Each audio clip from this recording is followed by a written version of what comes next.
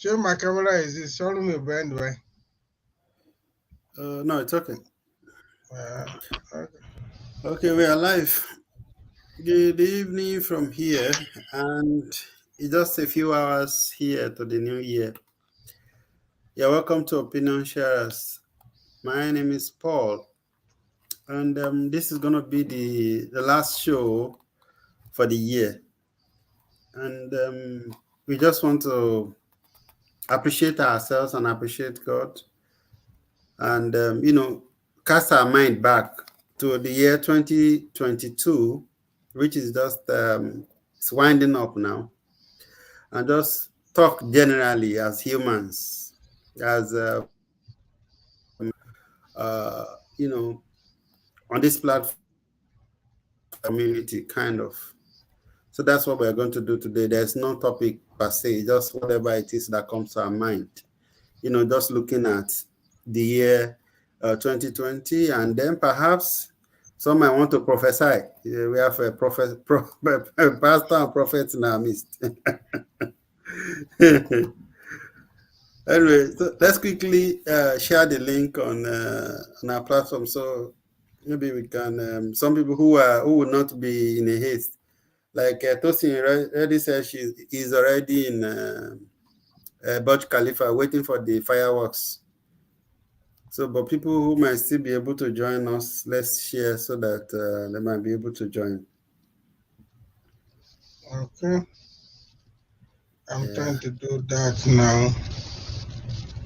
I'm trying to do the same. I can't even find the link. I think Facebook go on self is congested today. Okay, I already have the link. Let me drop it Okay. on the. Yes, please. Why is opinion share? Yeah, I'll drop it on opinion share. WhatsApp. Okay.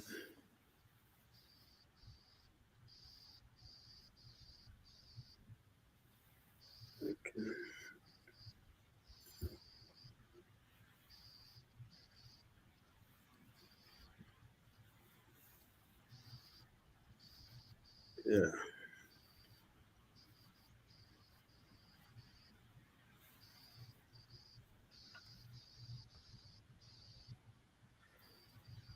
Okay. Now that we've shared.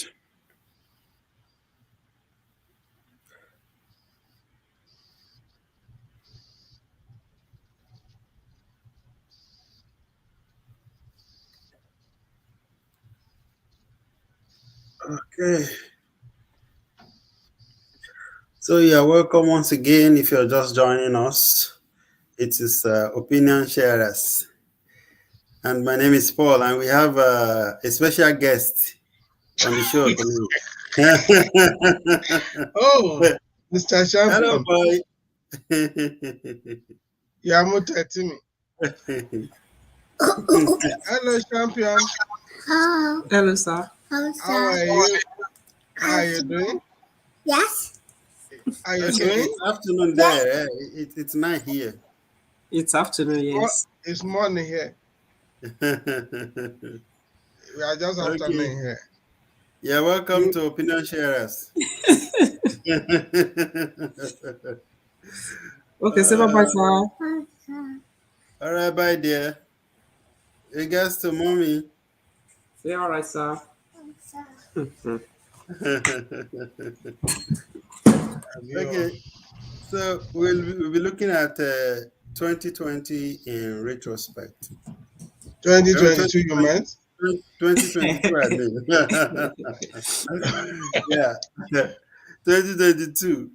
Yeah. So, it's just something. Maybe some of us might have things we want to say, or that comes to mind when you look at the 2022. I've already written something a little bit posted on my timeline earlier today about you know how just casting my mind back.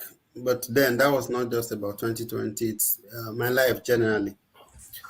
Okay, So I'm and just saying that here, now. yeah.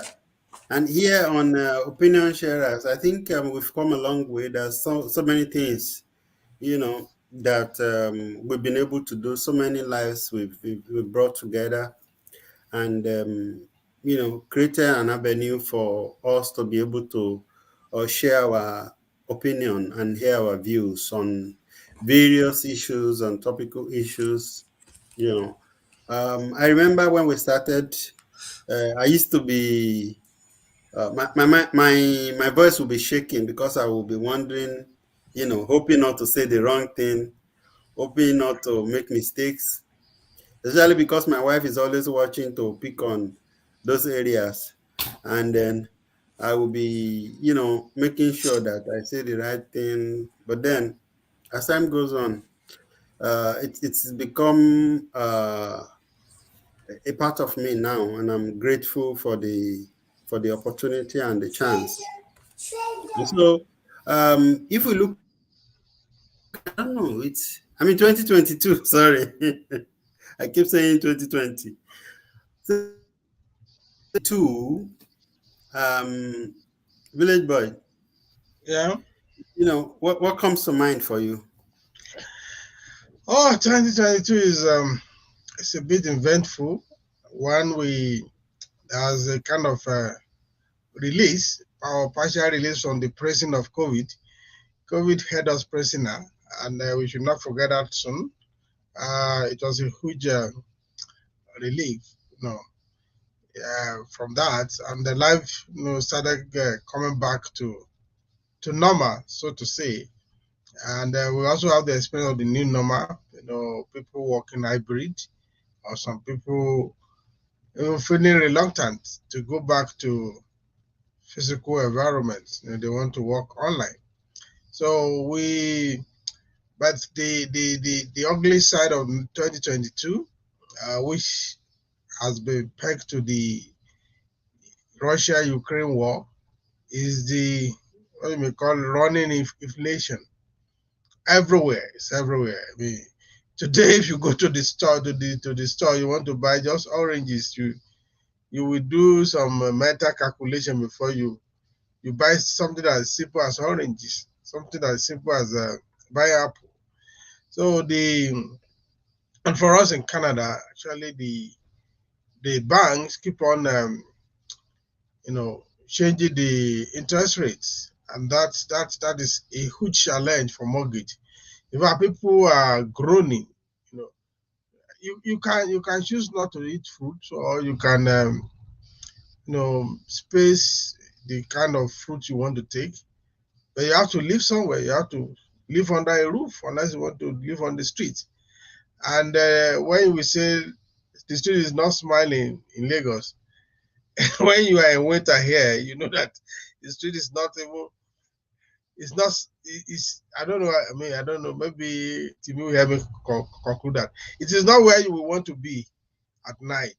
You don't want to be on the street because the street is not friendly at all. So it is a year of economic burden, I want to say.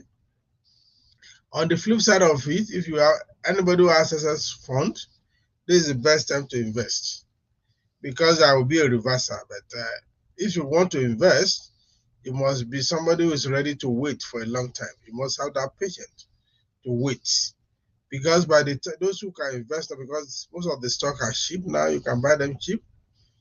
But there is the huge challenge of meeting necessities. People don't even want to think about that. So it's a year where you want to survive, because the economic impact of the global economic impact is not friendly. So it's a year of mixed blessing that we are getting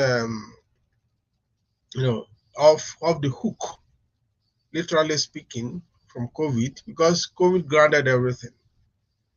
The inflation has dealt a very blow even to the personal economy of every individual. So the price of gas, I mean, to move, we call it gas fuel. Though they complain in Nigeria is 200, 300 now.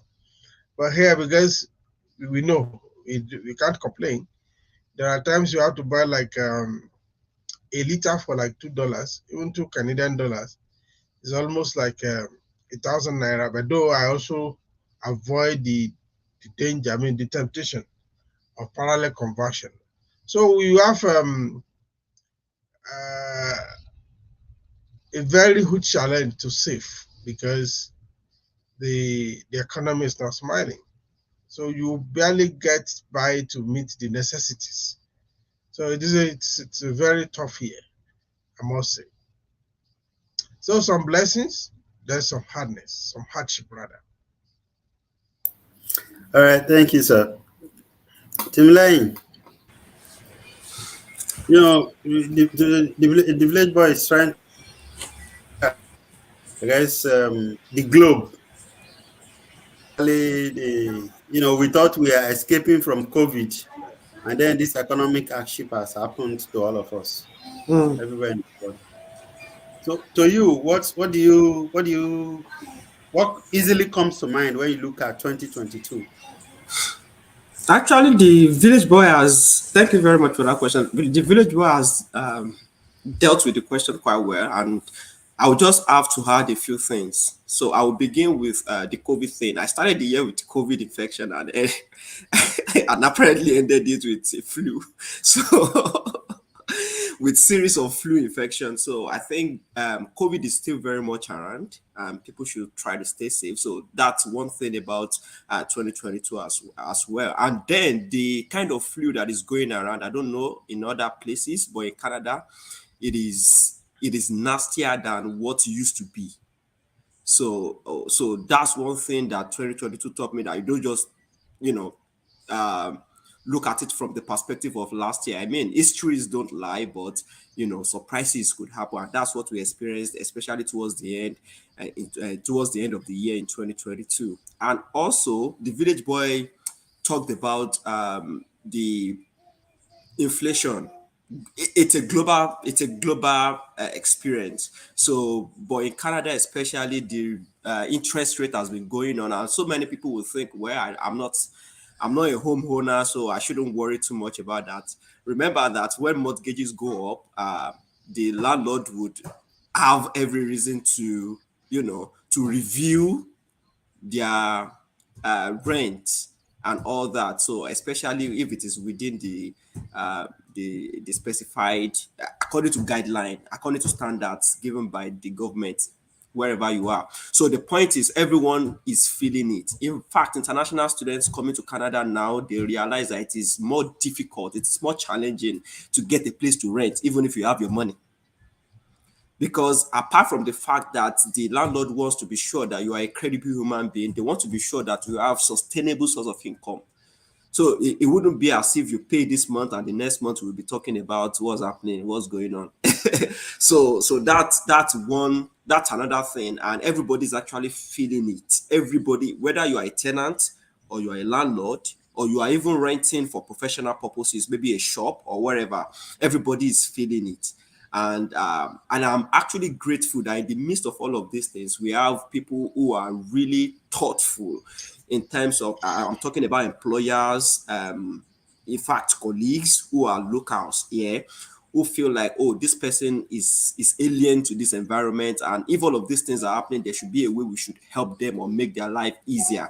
So I'm thankful for such people around me who have been so helpful, especially my supervisor, who have been so helpful, in thinking about me at this very, I would say, it's sort of difficult time. So so, and again, 2022, we lost so many great people in the world. Talk of Queen Elizabeth, and talk of Pele, talk of Deborah that was gruesomely killed in Nigeria. So there are so many losses. I have few people who lost their dads, who lost their parents or loved ones, and we, at all times, our thoughts were always with them.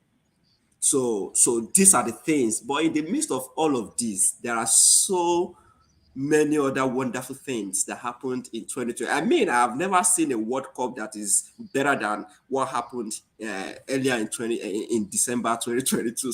So the World Cup that we watched, that we all saw, is if not the best. Some people will say it's a recency bias. It's as a result of recency bias that, oh, it's because it's the most recent World Cup that was, played. But the fact is that a huge sum of money was invested into that World Cup, and like never before. And there were so many dramatic moments, and all of the twists and turns made it, very, very memorable. And that's another thing for someone that likes sport like me.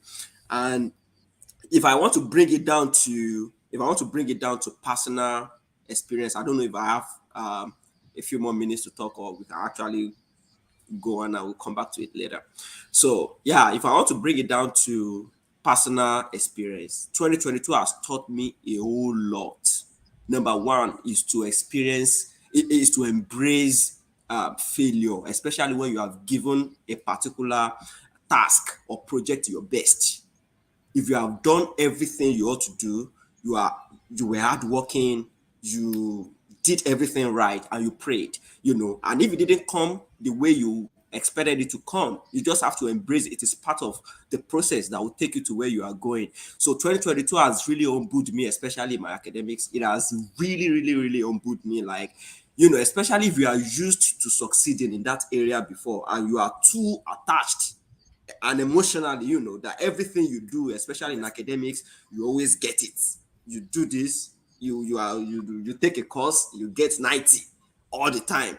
So there is one thing that 2022 taught me in my academics, that it is part of life if things don't go the way we expected it to go. And I think that is my major point. And again, 2022 taught me, to have useful and quality connections, one of which the two people on this call today, they are part of my, very, very great connections of great value.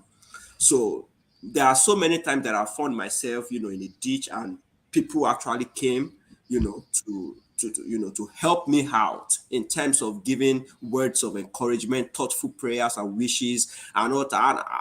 And in fact, sometimes when we are celebrating, we find people around us who really, really, really celebrate with us. So 2022 has taught me, to make the right connections and all that. We can always talk about other things later on. Thank you.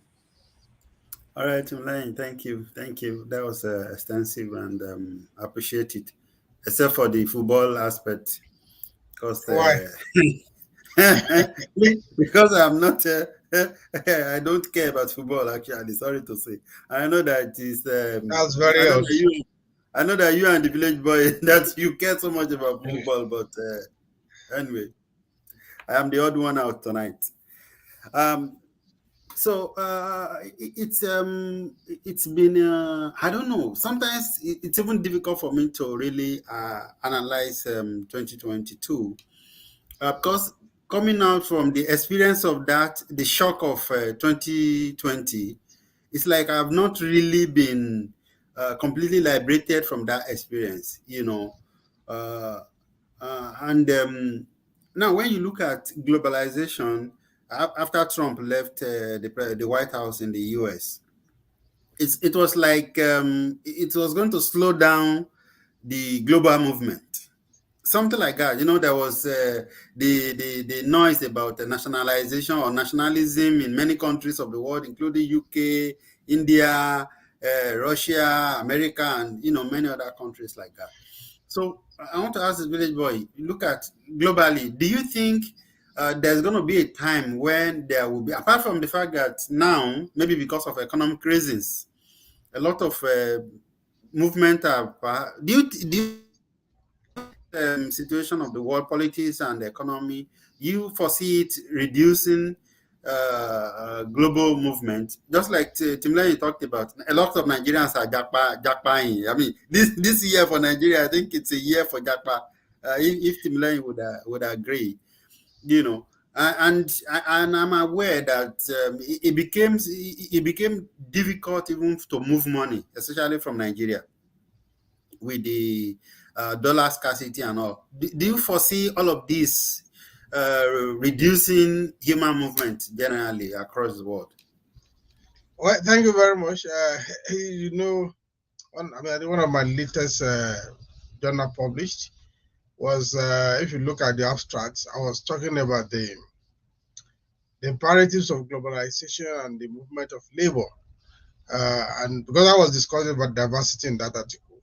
So the truth is that, as you have even said now, if you look at just go to Twitter, Nigerian Twitter every day, you will see one or two, I mean, if not 10, if not 20, of people testimony in quotes how they have escaped from Nigeria. And some people are saying goodbye to Nigeria, goodbye to, there are a lot of, there was one that was, people were engaging a lady who was saying a goodbye to Nigeria. And of course, people were giving her heart tackle that, look, you just landed. People who are citizens, they are not even saying goodbye to Nigeria. What is your problem? So I don't see any slowdown yet in the global movement. And it is very simple. It is just it is propelled by economy. So it's a case of where there's a perception of opportunity. People will always move towards that. If you look at even Nigeria now, if you ask yourself a question, why is Lagos overpopulated? The simple reason is that people believe across Nigeria that Lagos is the place to go to when you talk in terms of opportunity. At the time, if you recollect, let me go back a bit in history. When they were building Abuja, because of the construction, the French construction works, there were a lot of movement to Abuja. And the moment after the construction got to kind of a saturated level, you discover that many of those who moved to Abuja came back to Lagos again because there was there was little or nothing to do any longer. So they have to find their way back to Lagos because it turned out that Abuja, is like a civil service, city. So with little or no factory. So you can imagine the opportunity that factories like Guinness, like Nestle, like Flour Mill, like Coca-Cola, in the same place, the number of people they engage. So, which sort of thing was absent in Abuja. So people came back to Lagos. And up to today, there is the influx of people, to Lagos because they believe that, okay, however it's turned out to be, there is a chance to survive more in Lagos than elsewhere in Nigeria. So the same thing, if you take that as going from known to unknown, they find that there are opportunities outside Nigeria, and because our economy is in comatose, there are a lot of other issues about that. So I don't. No, it's not even only about Nigeria now. It is more of the third world countries, the countries with less opportunities, the young people, mobile young people, restless young people. We want to move to a place where they think they could get better opportunity. So the only thing that can probably stop it, which is not going to be overnight, is for the economy, especially the sub-Saharan African, to begin to think how to rejig the economy to make the environment attractive. Until you do that, there's nothing you can do. For instance, even here, I mean, you live in India, maybe because of that population, you go to any IT company here, if you don't see an Indian, then you want to run away because that is a fortress. So I don't think it's going to abate because the economy, in many countries is nothing to write home about. So it's a phenomenon that is not going to stop. And if you look at the number of inquiries online about, people inquiring where to migrate to, an average person from even now age 18 to like 32 in Nigeria, for example, as a case study, wants to japa at the slightest opportunity. Bearing financial constraints, bearing other lands regulating it, if you open the gate of Nigeria and say how many people want to come out, I'm sure that you won't have 10% people want to remain in Nigeria. That's the reality. But this globalization is not limited to Nigeria, like we have agreed. You have people from Ukraine because of the war. You have people from Syria, they are still coming. People are still fleeing Afghanistan. People in the Middle East generally, except the countries that are very buoyant, like Qatar that just had the World Cup. Some other minor countries in the Middle East, the citizens are not also smiling. And you know, there's also the labor shortage. Again, there's another factor that we should not undermine. In most Western countries rather, there are the issue of baby boomers, people of my generation, are going to a lot of retirement. We're about withdrawing from service, so and this thing has to be filled. And where there are not too many young people. It's not every country that give birth like we do in a certain climate where we call children gifts of God, which is, and we don't mind that the number of them that come. And again, because of lack of economic activity, when you see people that give more birth, there are people that are not too engaging. If you are at home, if you have not gone to work, you are not tired. So, what do you do at night? So, it's a game of the other room. If so, so you see people with the excess of those offloading them to where they are short for. That in most Western countries there's obviously labor shortage. So and that will also attract people. You know, I think I don't see it slowing down. What has kind of stemmed the bid was because of COVID. If you recall, at the onset of COVID, for almost like 3 to 6 months, there were almost no international travels. The only if you see aircraft in the sky is most likely going to be cargo, because only cargo, and we are just moving cargo from place to places because we are still sending for Gary from Nigeria at that time, regardless of the COVID. So there are many of us who are so used to Nigerian food that we do everything to get it. So because of that, you will see that most that so many airlines they were completely grounded because there was restrictions everywhere. There were restrictions everywhere. So globalization might not stop, and even if we are going to revive the economy in those weak economies, it will take time. It will take some years, for them to materialize. And even then, that also you can see also have a kind of inverse movement of people too. It becomes globalization. So it's like, and again, when you also look the possibility brought by technology, whereby you walk everywhere, that is also aspect of globalization. It's not only physical; it's also there's a technological aspect of it. Most businesses today, if you call your bank in Nigeria, the customer service likely might be talking to you from Philippines or from India. That's globalization. So there is that mobility of labor, and it's not going to stop, in my opinion. All right, so thank you.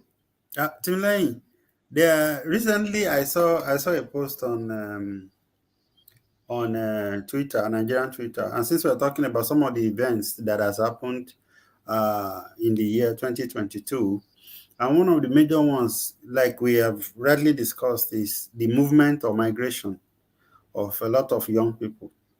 Not just from Nigeria, from Africa, or from all the developing countries, towards where they believe, like Village Boy said, where they believe there are more opportunities. Somebody posted and said, which bank in Nigeria do you think is most affected by Jackma? And people were mentioning all kinds of banks, and somehow I felt pity, I felt pity for the country. I felt pity for the nation. I felt like this is not something to celebrate. People were saying, "Oh, Zenith Bank." Some people were saying Wema Bank. Some people were saying Union Bank. Some people were saying First Bank.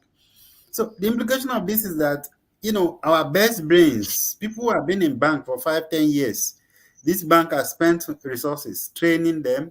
They've exposed them to all kinds of things, you know, especially with the internet banking today. Somebody was saying there is now, you can't even access some of them online, access some of their online services, and get a credible service, because this many of their services, I mean, they have moved away. How do you think this is going to affect the economy that's already doing badly? How are these companies, how would they, what would they do? I learned that is it Union Bank is saying they want to train. They announced 600 or maybe 6,000 recruitment or something like that. You know, what's your view regarding this? Thank you very much. So the point is, people will always seek greener pastures if they are not comfortable where they are. And unfortunately, human wants are you cannot satisfy human wants, right? They are insatiable. So if you employ a graduate, for example, a graduate of economics or accounting, and then you place them on, a salary of 120,000 per month in Lagos, how do you expect them to really live comfortably? As you And know, to as live or to survive or to live comfortably, let in us fact, to define it, survive please. in the first instance. Thank you. It's okay. So this is what these banks are doing, and they expect people to stay. It wouldn't happen. People would not stay. See, the people that are staying, the problem we are seeing in Nigeria today, what is happening with the where people are moving out of Nigeria is not the beginning of the problem. The beginning of the problem is people not discharging their duties the way they should because they are underpaid. So you don't expect a quality service from someone who should be collecting 300 to 400,000 per month, but is collecting 75,000 per month. I am not in any way, subscribing um, to the way um, the men in force in Nigeria are actually treating the civilians, or the way, but it also boils down to how they are being paid. It boils down to the kind of welfare package that the government has for them. And this is it. When a federal minister of labor, for that matter, is saying that, well, if you as a doctor you want to go, you should go, that we have so many people who are willing to take your job. Who are those people that are willing? The people that are actually staying, they are those who don't have means yet. And unfortunately, if Union Bank go and train 600 people, and those 600 people have what is required for the Canadian Express entry, they will put in and they will go. After getting their 3 years work experience, they will endure 3 years and they will get the work experience, and eventually they will go. So the problem is very, very systemic. The problem is systemic, and I feel like there should be guidelines, there should be standards, labor and employment standards that people should follow, employers should follow, including the government, people in the civil service, that they should follow. You see, the banks and all other corporate organizations, there is more like they are just reaping their employees, honestly speaking. Because when you see how you could have been treated elsewhere, you wouldn't want to stay, especially if you are capable of I know friends, I have friends, personal people, my personal people that they are like, this Nigeria is so you can enjoy Nigeria. You can, if you have your money, you can. It's just funny that 2022 is the year they say, no, not again. Not anymore. I want to leave. And that's because they are capable of living, because they can easily access, UK admission and go. But what of those people that cannot access it? Those are the people you will see still grinding, still trying to survive, still trying to manage. whatever the employer is giving them. But as soon as they get the means to go, they will go. So the way we are doing the corporate world in Nigeria is actually not sustainable. No human is supposed to be treated that way. And that's why, even though the UK teachers are actually complaining of being underpaid, welfare and all that, and they are going to the Middle East and other countries. And you see, the UK is inviting people from Nigeria. You think Nigerian teachers will not go, even though they are hearing horror stories from UK teachers that don't come. They say, "Leave that one there. I will go first." It's a atigbo, atigbo, atigbo kind of a thing. We don't you hear. know, when you tell people, it's very cold in Canada, it's just like, leave me first. Let me come first. This place is unbearable. And that is the situation with many people. So many people who are actually staying in Nigeria today, enduring all of those things happening in their offices, in their places of work, is because they don't really have the means. In fact, some of them, they are just waiting for the right time. They are already saving. It's proof of fund that is delaying some people. They are saving. And once they meet that goal, that target, Threshold. they will go. That threshold, they are going. Oh, thank you, sir. They are going. And so it is not sustainable. And I think there is nothing we can do about it than review the Employment Act, if we have any in Nigeria. Labor and Employment Act. That is, that's a kind of a guideline that is going to protect employees and at the same time protect employers. If all of these things are put into if they are being applied the way they should be, I think everybody is going to be happy, both the employers and the employees, because what they are making of their employees is not commensurate to what they are actually paying them. So that's my own. I think that's the only thing I can say about that. It won't stop. It won't stop. People will keep going and they will keep giving the testimony on Twitter and everywhere that bye bye to Nigeria. You see, in the last 4 5 months, it was a new dispensation. And Shola Shobo and they will raise cup like this. You see, now they will have another meme that they will use, and they will keep celebrating leaving the country because it is really unbearable. I have someone that has been employed by Obafemi Awolowo University Teaching Hospital Complex, for the past maybe 13 to 14 months, and they are not being paid just because they say they are undergoing training or orientation. How on earth would someone be employed and they have tag, they have ID card, and their pocket does not have anything to show for it? What's the point? And they are working. And it's a federal government establishment. So, How many months you said? like 13 months. 13, sir. No. Usually, in most government, what I know is like they don't pay them for the first 3 months because of documentation, which itself doesn't make sense. But I don't. How can somebody be on job for 30 months and has not received and is So still they are going? talking, sir. They That are doesn't talking make about sense. this IPPS, whatever, like that they are trying to 30 say. months, we are talking of 1 year, 1 month. Yes, sir. And that is some people's reality in Nigeria. And you expect that person to have an opportunity to go to the UK on a scholarship or Canada, and you say, for the love of fatherland. Which fatherland? Come on, you are going Tìmílẹ́yìn extreme. ìyàwó. You are going extreme today, Timmy. Sir, the first thing is that we have normalized the 3 months without pay at the beginning of which is insane. The first Yeah, 3 months. I agree. That is insane. Even with technology, that should not be there any longer. Now let's So think whatever about you the want first to months. do, the moment of engagement, you should be able to wrap up everything within 1 or 2 weeks. Right. That is the beauty of technology. Right. Village boy. And this is where they lay foundation for corruption too. So if somebody Village is boy. working, yeah, Do you think Nigeria will indeed feel the implication or the impact of this movement? I mean, there are movements of people from India, from Bangladesh, from virtually every country in the world. Like even though I've even seen a documentary or news where even teachers in Australia are complaining, but they are not complaining that they don't get enough paid. They are saying the workload is too much. That there are too many students per lecturer, student. Yeah, I mean, per too lecturer. many teachers per student at secondary school and primary school level. You know, Okay, the thing I is mean, this, there are two sides of this coin. I mean, if you know, in the last few years, the diaspora remittance to Nigeria is more than the federal government budget. So there is the backward integration of finance.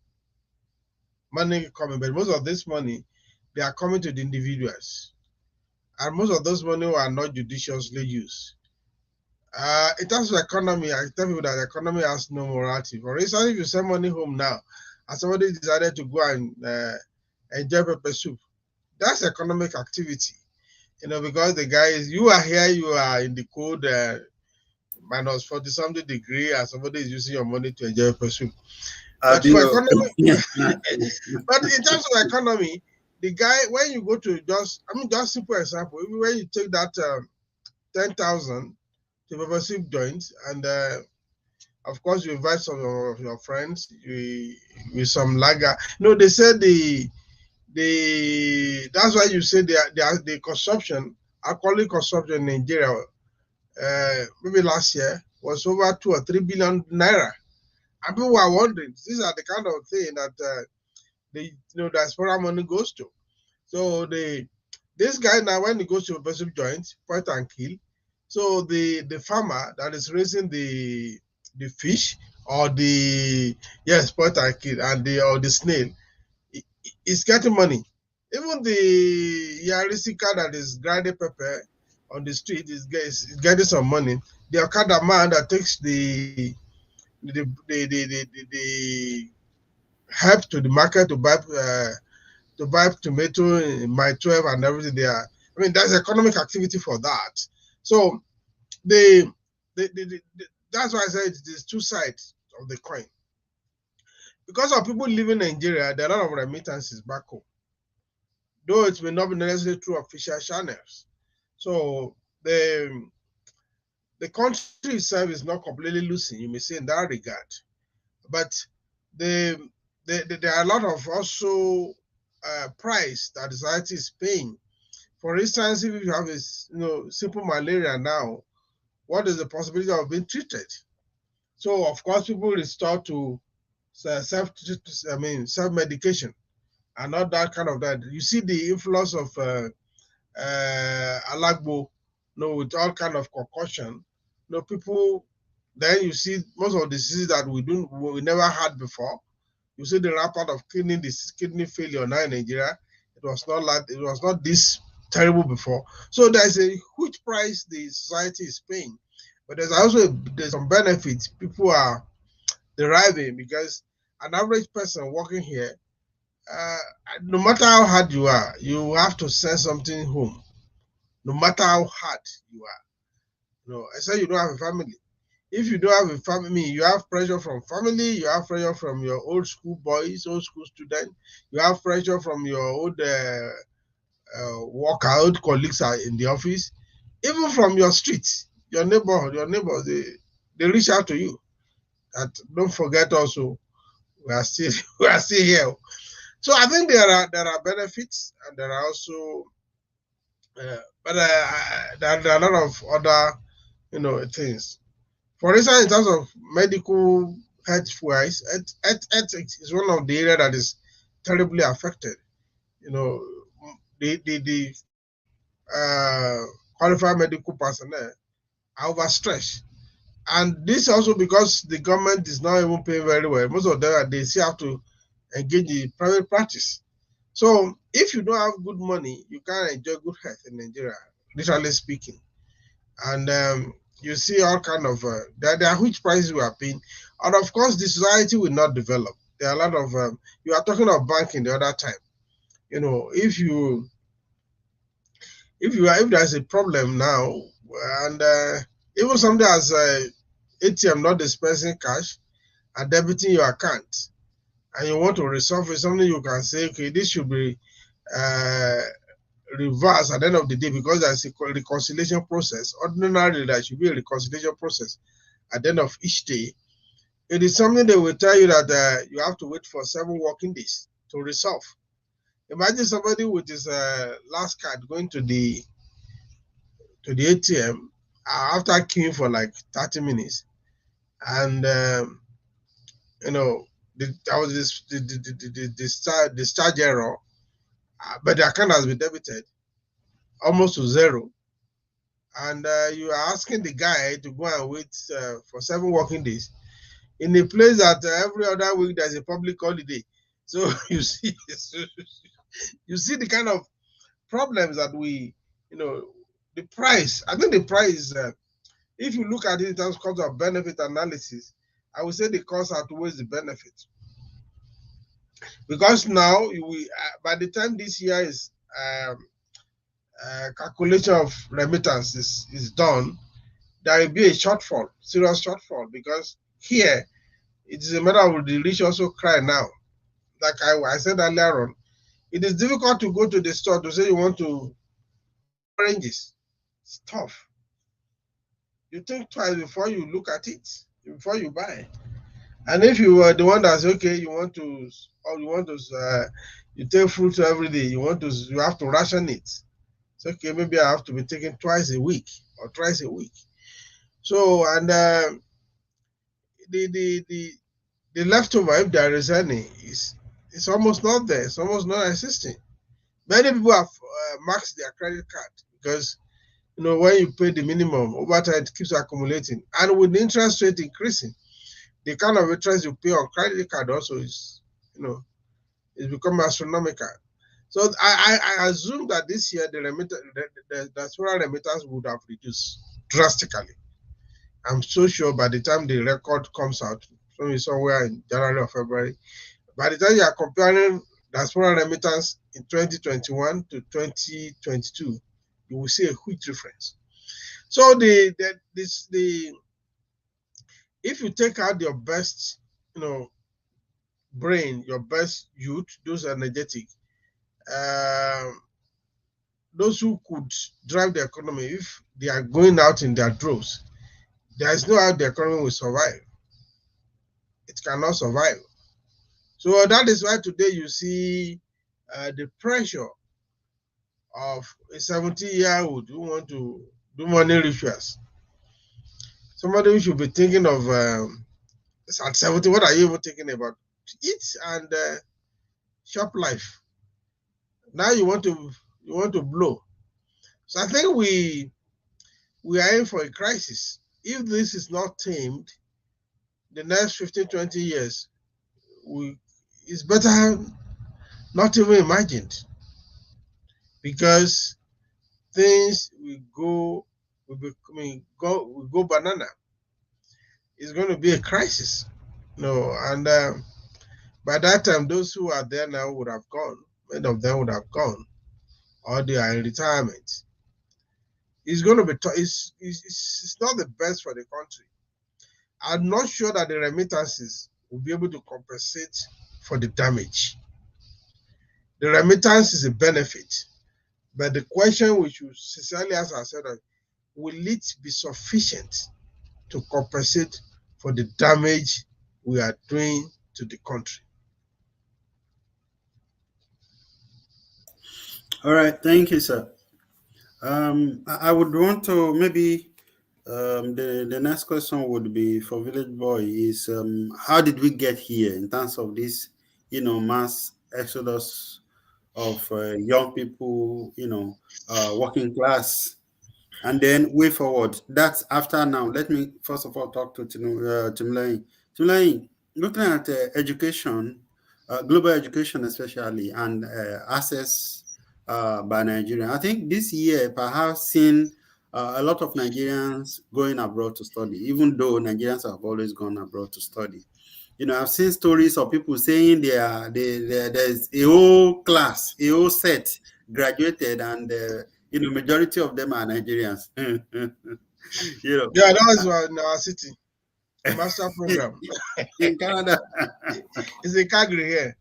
One of those is my friend. Oh. So I'm sure perhaps such news also or such story would someday come from the UK. So there's one already. There's one already from the UK, yeah. A whole class, like 75% of them Nigerians.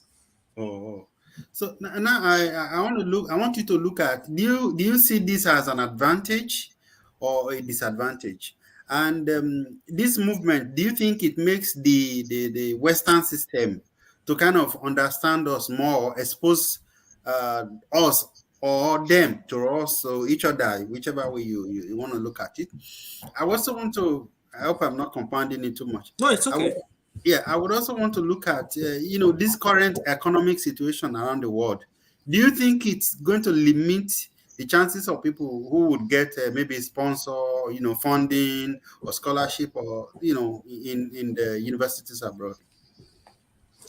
Thank you very much. And yes, I think I'll begin with the last question. I think, yes, the global economic crisis right now could impact how people access fundings, but it still depends on the source of the funding. For instance, the Commonwealth scholarship from the UK would not stop sponsoring African students.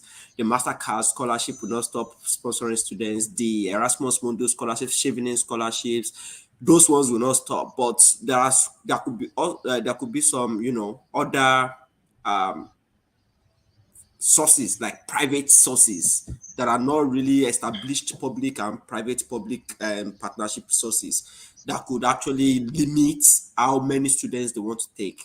For instance, I realized that MasterCard, even though it was actually on their website that they would stop sponsoring students to the to UBC in 2020 or 2021, and because of the pandemic, and because they didn't spend so much on previous scholars from maybe 2019 to 2020, they actually extended the scholarship for 2021 cycle. So they took more students in 2021. So I believe it really, really, really depends on the source of the scholarship. For instance, now, if a professor actually applies for a fund and the government says we are cutting down budget on so and so, definitely it's going to impact how many students they are taking in. And in a kind of society where funds are actually, allocated through professorial, research, through their own personal research, which they actually compete for grants for. So it really would drastically impact how many students will be accessing funds. So, but for strong establishment like a MasterCard, Commonwealth scholarship, some universities, presidential scholarships, and all that, it would really not impact them. So, and I would like to talk about the benefits of many Nigerians going to school abroad. I think it has a lot of benefits because yes, you are very right. People are beginning to understand us, understand our culture, and understand the essence of a Nigerian. For instance, when I got to my lab, my professor has never really interacted with a Nigerian as a student. She told me the first time she had an encounter with a Nigerian was when she first got to the university in her first year. Then she met a Nigerian which she had to share a room with, and it was just for a few weeks, and that was all. So she really hasn't, interacted with Nigerians or known anything about Nigerians. So if somebody stopped her and asked her, well, I have a Nigerian student coming, what can you tell me about Nigerians? She doesn't have anything to say. But having selected me, and since I joined her lab, she has actually been interacting with Nigerians. And in fact, we have a Nigerian in our lab today after me. And she keeps saying it that she never knew that Nigerians are this and that. Sometimes she told me I inspired her to read about Achebe and Chimamanda, and all of that. So many times it depends on the outlook of the individual students where they go. And I feel like Nigerians generally have positive aura when they go out there, especially when they go out through education route. I think I can be confident to say that most Nigerians, even in my own local university and the university I did my masters, Nigerians are always, shining bright. And they are just a pleasure to meet, to see, to interact with in the university system here in Canada and elsewhere. I've seen many professors in the US come to LinkedIn to celebrate their Nigerian scholars who just completed their master's or PhD, and that says a lot. That says a lot. So I think that's number one benefit. And another thing, like people coming out of Nigeria to study abroad could also have another benefit. Like the village boy said, Nigerians, no matter how hard you are, you will still have to send something home. Even if it's going to be $10, you will send something home. And I saw an analysis on LinkedIn, it was yesterday, which I found very brilliant.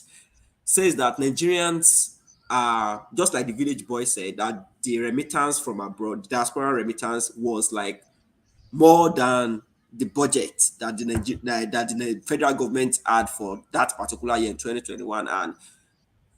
And that man said, so I've forgotten his name, he's a Yoruba man. He said, no matter how much you send home, if it's not for a project, not for a building project, or you are setting up a company or wherever, it cannot be more than 5% or 10% of your income, because you have a lot of bills here to pay. Whether you are in China, you are in Dubai, you are in the UK, you have a lot of bills to pay. So whatever you are sending home is only a fraction of how much you make.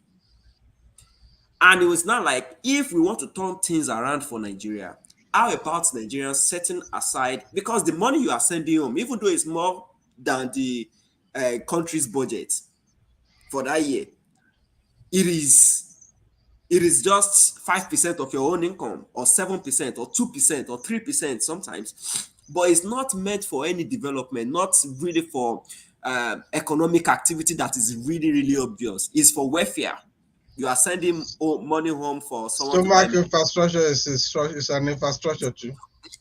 Well, it is. It is, but is really not. I don't know. It's not conspicuous. It's not what people can see. It's not what people. I wanted to say it is social infrastructure and it is contributing in major ways.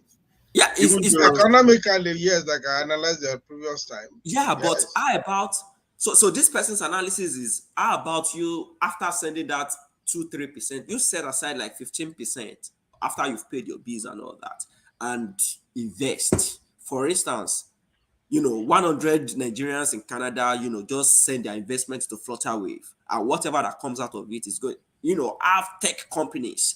If people can actually do that, they will be having direct impact on the economy in Nigeria and in Africa. So I think that is the only way we can actually turn things around. Yes, it is individually beneficial to the persons that have traveled. You know, you that you sought greener pasture when you were living in Nigeria, you get there, it's going to be hard for the first few years, 4 or 5 years, but after all, you are going to be reaping.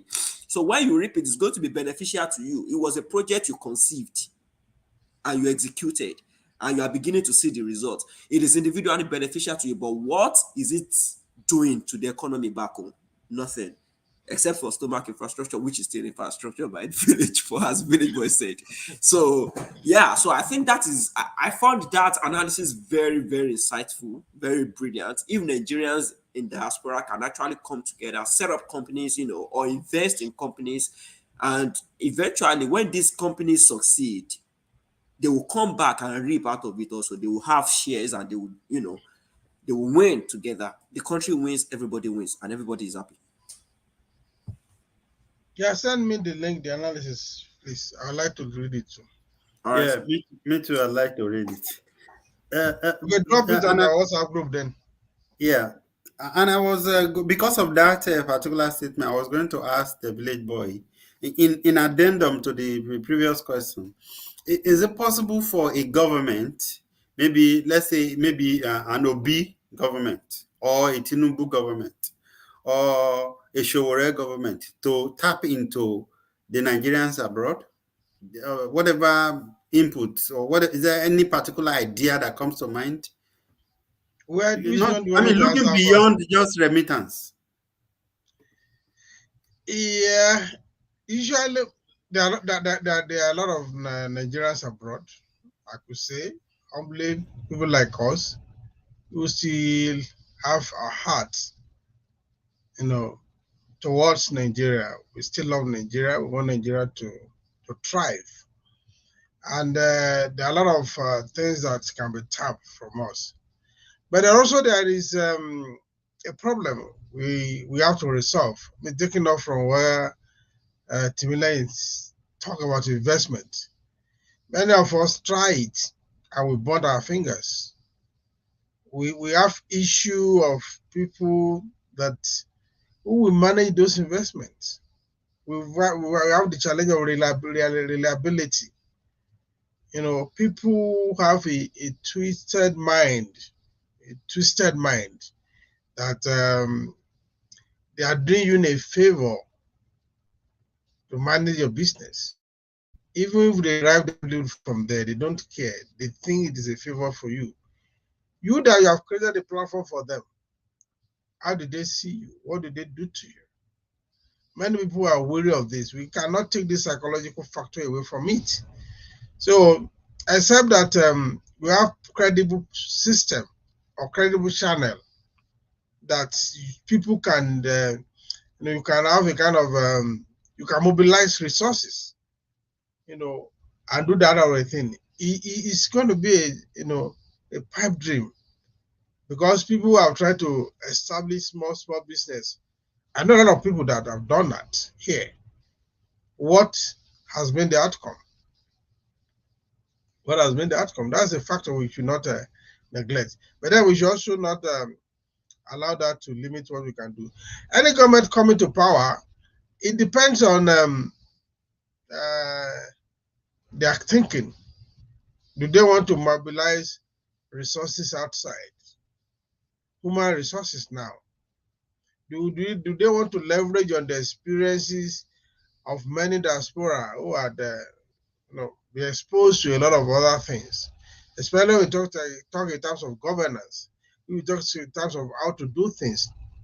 Even we are looking for scholar, you are talking of quality research, which we take for granted. Because sometimes we take decisions based on impulse. We don't try to find out why we should do what we do. We just wake up and do what we want to do.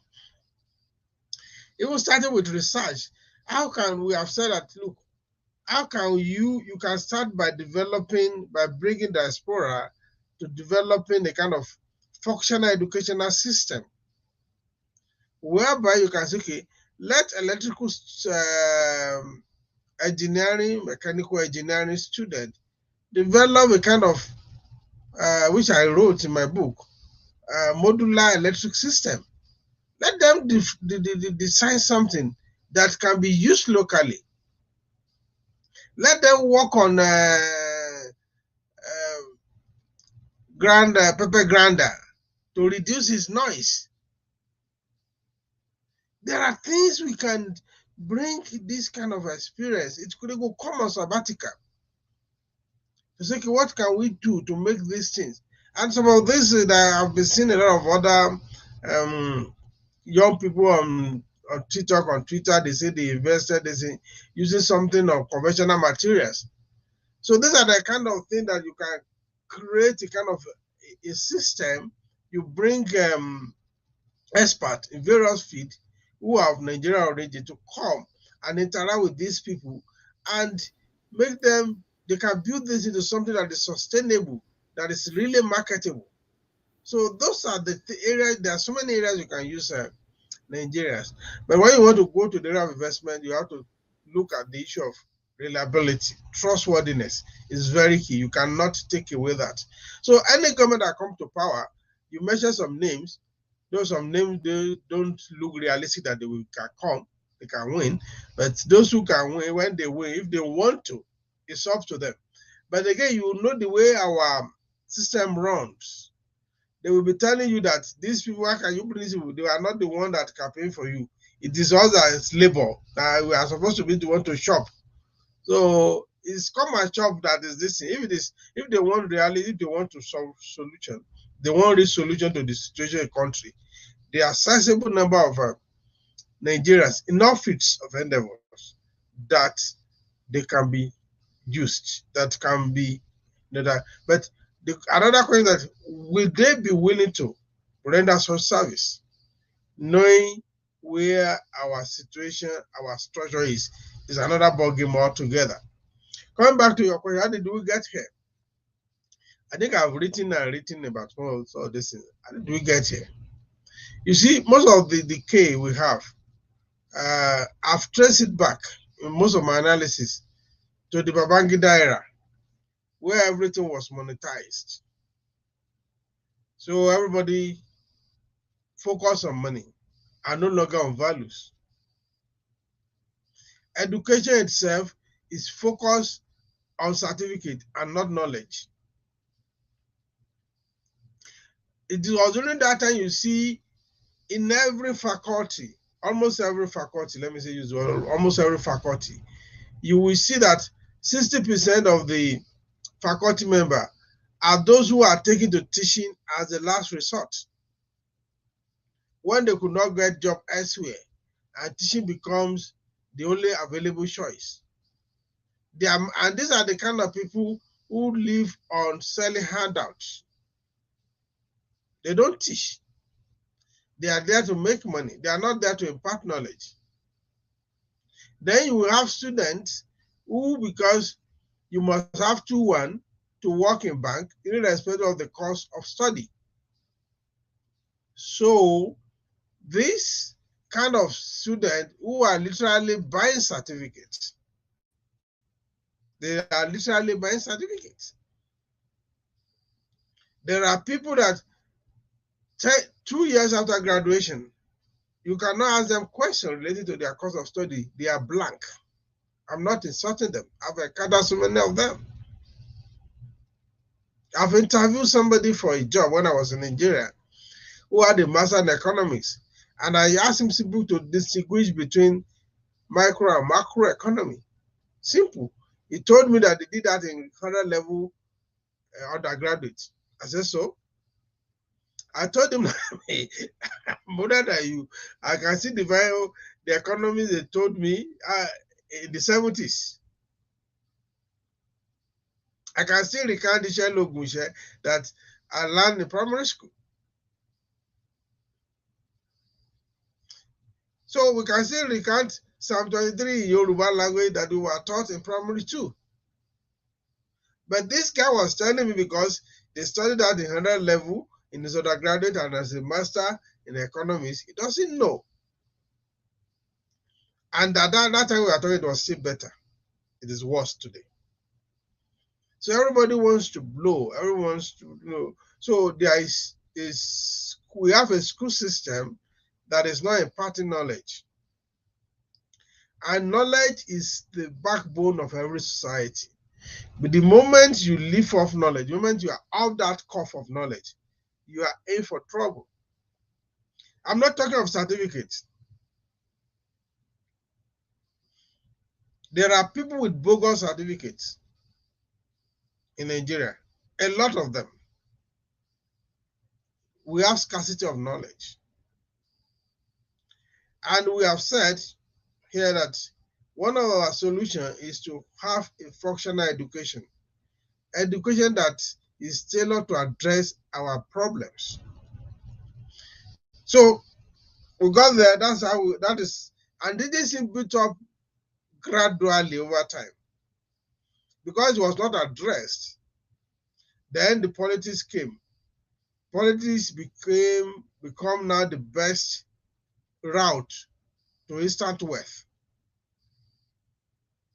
If you don't want to do Yahoo, if you are too old for Yahoo, the surest way of making money is politics.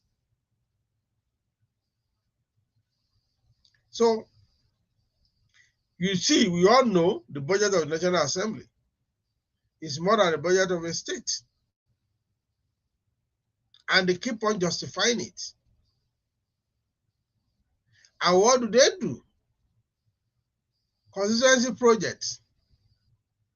We are in an environment that somebody will sing borehole of 50,000 and they will use 5 million to commission it. The figures may not be accurate. I'm just being sarcastic.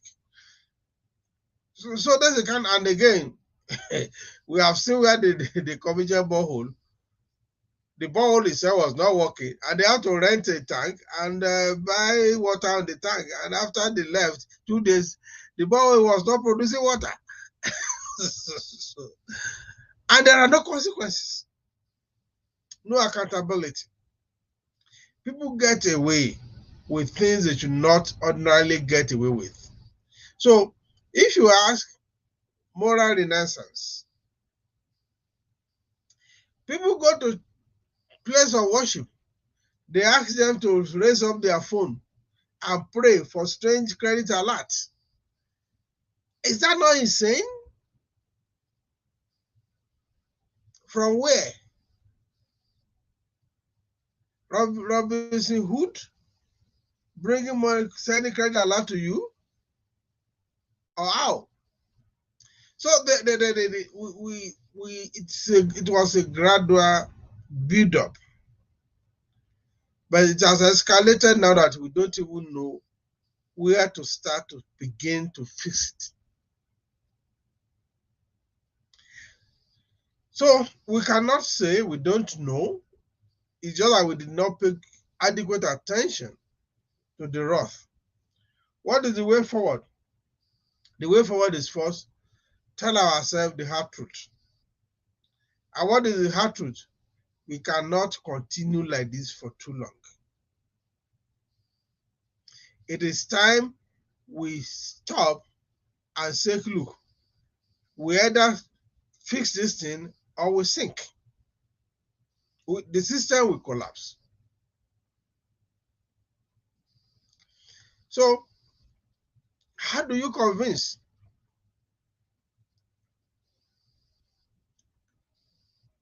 a 20-year-old that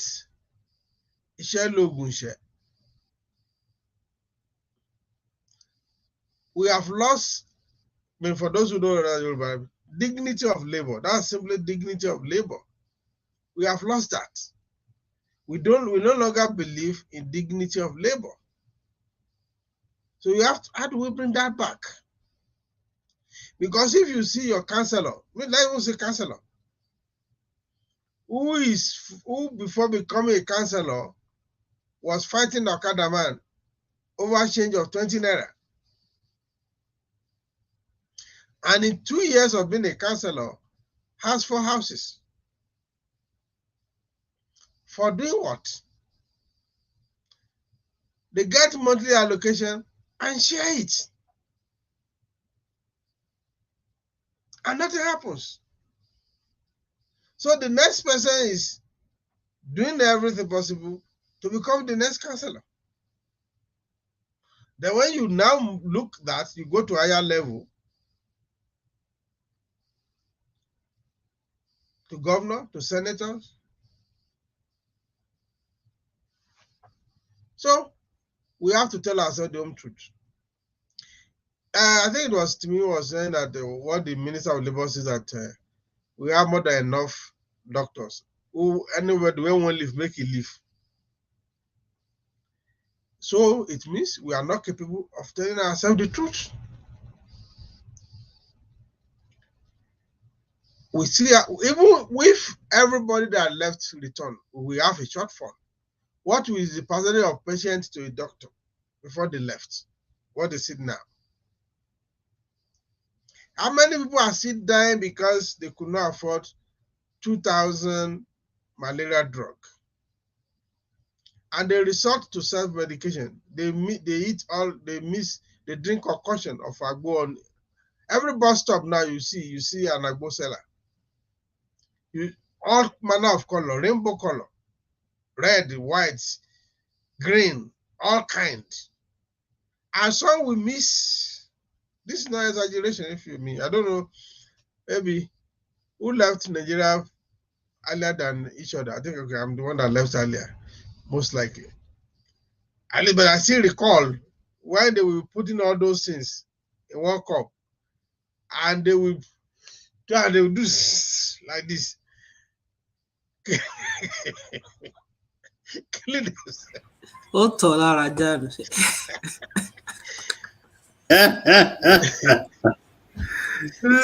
is that a replacement to proper medical treatment? Is that a replacement for medical checkup? If you have sufficient medical doctors, as the labor minister wants us to believe, why would people resort to that? So we have to fix. We have to tell ourselves the truth.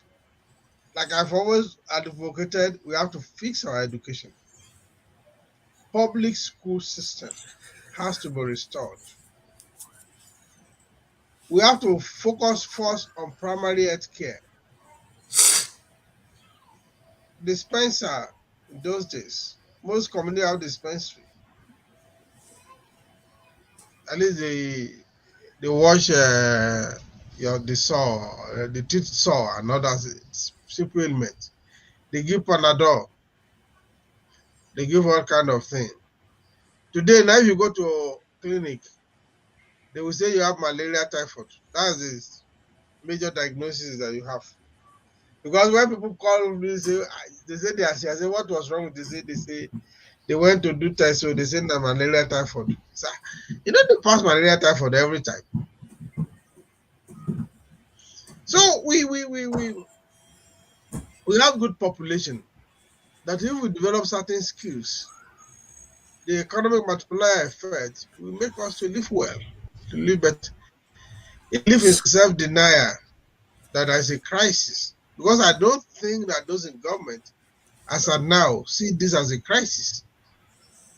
You don't fix what is not damaged, right? Do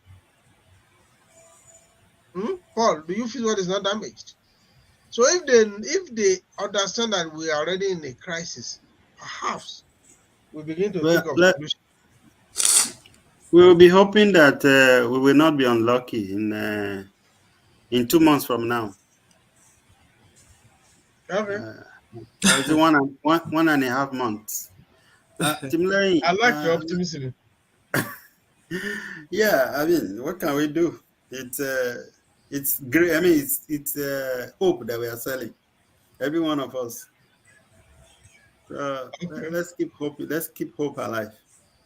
I want us to close now. We've been here for a while, and I want Timley to say his closing statement or closing remark. But before I do that, I just want to quickly say something that I experienced last week. And I didn't expect it. I was kind of disappointed. I was lamenting, and my wife said it is I should just move on. And that was somebody is applying for a program abroad, and did a first degree in Nigeria, and needed is communicating with a professor or lecturer in Nigeria to help with reference letters. And these professors, I learned that they were charging per student, not per student, per reference letter. So if you're applying to 2 universities and you need 2 reference letters from a particular professor, you will have to pay him twice. If you're applying for 3, you have to pay him for 3, And I'm just wondering, what kind of a thing, what kind of situation are we creating for ourselves? I don't know whether Tim Lane had such experience or is privy to such, occurrences. I know he's applying, he's attending to his baby there. Yeah, it's work and shop. Yeah, You yeah, don't but remember how? when we play soccer, play football, those days, remember? Work and eat. When you score, you become the goalkeeper. You remember that? Yeah, You didn't play street soccer, football anyway. It I seems you did I not think I play. did. I Uh-huh. did. I did So small, that's what but we I call did. work and eat. When you score, you become the goalkeeper. You don't forget. It's crazy, but it is what it is. Yeah, I mean, literally in the last 2 or 3 years, I've applied to hundreds of universities or programs. Whether I got in, whether I didn't get in, that I needed, some of my lead teachers from India to send letter on my behalf. And there was nowhere even though some of them did not were not forthcoming, but there were those who were regularly, continuously forthcoming, and they didn't see it as a big deal. Anyway, Timlane, I just felt disappointed and I wanted to mention it. Yeah. Sorry about that. Sorry, Udo. Well, there are still great lecturers and professors in Nigeria as well. I will always talk about those that supervised me at FUTA. They were always responsive when it comes to anything that has to do with applying for graduate school or wherever. So I give it to them. They are always there. And I, And they don't ask for money. they don't ask for money, actually. At least a good number of them don't. So Oh, which means that is a qualified statement. A eh, good eh, a good which number means of them don't. Yeah. Which means they I are mean doing what? I can count 4 to 5 people that have written reference letter for me, severally, and then they are not looking for anything in return. Nothing. and are you aware of people who are looking forward to some Of course, I have a couple of them like that, but uh, they are too few to for me to generalize that the okay, people in okay, my department are this and that. The ones okay, that are better, that are good, they are more. They are more. okay. Yeah. This one is a Unibeno. I just was really, really It angry. doesn't matter. I think, like I said earlier on, sorry to jump in again. Many of these people are really not uh, cut out to be teachers. They become teachers because that was the last resort. So Anyway, it is what it is. Timla, you take it away, please. Let's. Yeah, I'll be taking it away from your statement. I said we hopefully would not be too unlucky. So I don't think this thing is a game of luck anymore. Like if you are referring to the presidential elections and the other general elections, I don't think it's a game of luck. So people who are going to be voting, they know who they are voting for, and they should expect the results. It's based on numbers. So you vote for A, you see A emerge. You vote for B, and that is going to be the center point for my concluding statement that most of the things we want to achieve in 2023, we should not, or I mean, there is an element of grace, which some people will call luck as well, but we really have to put in the work.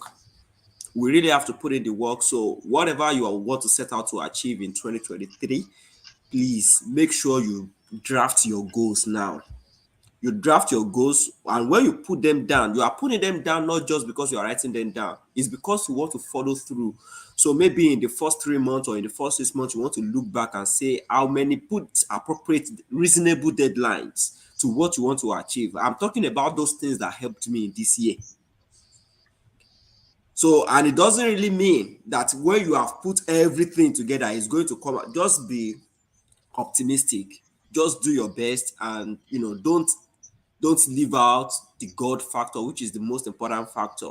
You know, in everything we do, I am thankful, and I was going to talk about more personal things when I was talking about 2022 in retrospect. Is that like there are so many things I thought I could do on my own that I thought I could do, but I found out that if not for God's grace, I wouldn't be able to.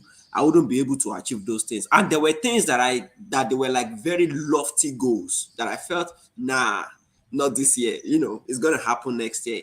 And by just believing that, well, I will just do what I have to do, and God will actually, breathe on those things. And they happened. To my surprise, they happened even before the end of the year, before the end of the second quarter. And so I'm really thankful. And what I'm trying to say here is that we should write down our goals. We should put reasonable deadlines and put in the work. We should not say on luck, as most electorates in Nigeria now are saying that luck is not a game of luck. I mean, we can always pray for God's grace to breathe on whatever we are setting out to do in 2023. So I just want to say, like, this is going to be my parting words, that we should put everything we want to do in God's hands. And then there is this favorite quote that I put on my Facebook profile, that we should walk as if everything depends on us and pray as if everything depends on God. Thank you, and I wish you a happy new year in advance. Same to you, Pastor Prophet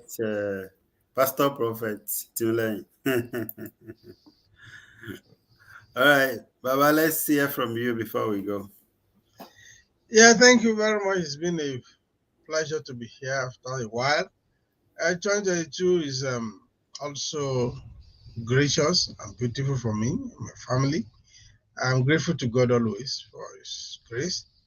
Yes, even the scripture says walk and pray. You have to do your own bits, not just say God will do everything. Say God will do His own, you will do your own. So planning is good, but there is one thing that is don't be realistic in your plan and walk the talk too. I know I mean, 2023 is going to be. I wanted to use the word defining moment, but I'm restraining myself from using that. It's going to be a moment. It's going to be a moment in Nigeria. We look forward to it. Um, I don't know. Then those who are grand go and exercise their franchise. We see how it come out. So, however it come out, then there's a work. There's a lot of work. Whoever wins, there's a lot of work. So, are they willing to do the work? Or would they want to play the blame game? So, uh, I think it was Ayula resume, your road be rough. That is more realistic. That is more realistic in life. No. So we look forward to 2023. Um, we pray that it favor us. We pray even if the road is rough, we pray that we have the grace and the ability to go through it regardless. So, may the year be prosperous to everyone. So, Happy New Year. It's almost New Year somewhere now. I think Australia is already New Year now. Yeah, definitely. So, we are coming behind. Don't worry. Now, when we wake, now all of us go shop breakfast. We go see. We will join you. We'll join you. It's 6:41 in New Zealand now. So when we have our time 6:41 come, a.m. we go join you. We go join you. So, Yes, yes. Happy New Year. So maybe we should move it in advance since some people are already in New Year. Of So, course. but all of us go see your breakfast. Definitely. You go reach all of us. Yeah, it's been a pleasure. Thank you Yeah. very much. Yeah, thank you very much. I want to say thank you to every one of us. I want to say especially thank God, you know, for His grace and kindness, for guidance, for friends, for family, for all that we have achieved, for all the learnings that we've been able to assess. Um, and I want to especially also say thank you to Village Boy, Timileyi, Tosin, and Michael in absentia, and all other friends and family of opinion sharers. For this year, 2022, couldn't have been what it is and what it has been without your support, without your, making yourself available, even when it is not easy.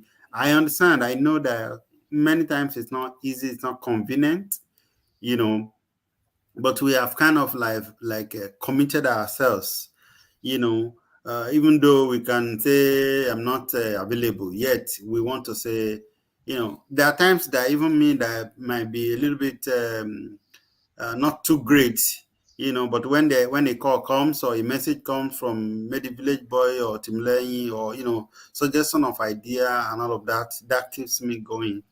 And I want to say thank you, thank you, thank you. I can't thank you enough, but I want you to know that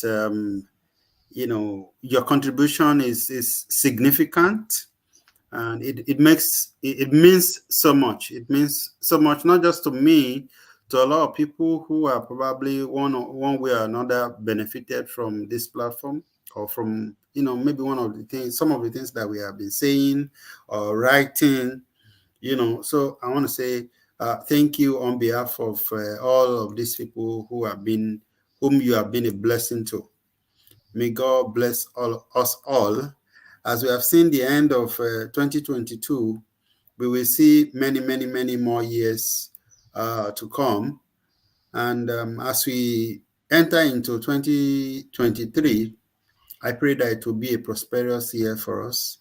It will be, we will be endowed with the strength to weather it. It will not be too difficult for us. It will not become, it will not be more than our strength can carry. So thank you very, very, very, very much.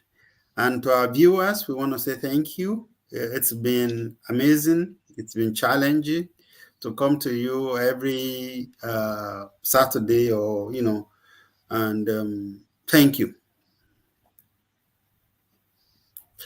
So I guess we are going to Evangelist Paul. Yes. He's supporting. Anna. Well, thank you too. Many thanks to you for all Thank you you do. so much. Yeah. Thank you so much. Thank you, Mr. So, Champion. the small pastor there saying thank you so much. So you say also well to your mommy, and then when you want to join us, don't worry, we are willing to listen to whatever you want to say. It's opinion sharers. Yeah. Okay. And there's no age limit or age restriction. Yeah, that'd be awesome. Come and say whatever you want to say. It's okay. Okay. Yeah. I can see you. Yes, I can see you. I can see you. You can see me? Yes. I can see you. Yeah, I see you too. All right, guys. Thank you. This is where we will close for the year 2022. Wow. See you in 2023. See you. Bye. Right. Bye-bye.